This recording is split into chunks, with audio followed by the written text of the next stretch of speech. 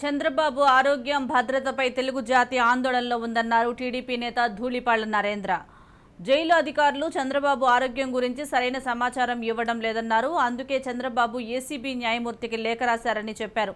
జైలుపై drone ఎగరవేసిన వాళ్లు ఎవరో ఇప్పటి వరకు గుర్తించలేదన్నారు. ఒక ఖైదీ బటన్ కెమెరాతో జైల్లోకి రావటం భద్రతా వైఫల్యమేనని మండిపడ్డారు.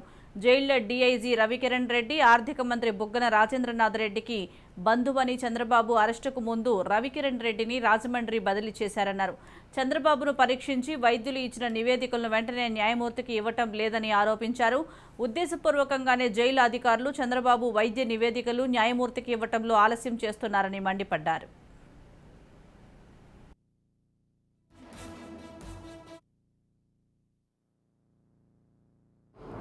సాక్షాత్తు 14 సంవత్సరాలు ముఖ్యమంత్రి చేసిన చంద్రబాబు నాయుడు గారు జైల్లో నాకు ప్రాణానికి ఇబ్బంది వచ్చే వాతావరణం కనిపిస్తుంది అని ఏసీబీ న్యాయమూర్తికి లెటర్ రాశారంటే దాని అర్థం స్పష్టంగా వ్యవస్థల్ని మేనేజ్ చేస్తున్నారు.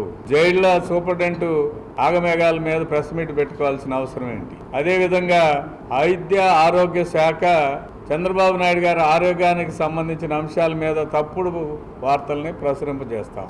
మనందరికీ తెలిసిన విషయమే, ప్రభుత్వం అనేది పారదర్శకంగా ఉండాలనే అంశం. కానీ పారదర్శకత లేకపోగా కంప్లీట్గా వైసీపీ కార్యకర్తల్లాగా అధికార యంత్రాంగాన్ని వాడుకోవటం అనేది ఈ ప్రభుత్వం చేస్తున్న చర్య.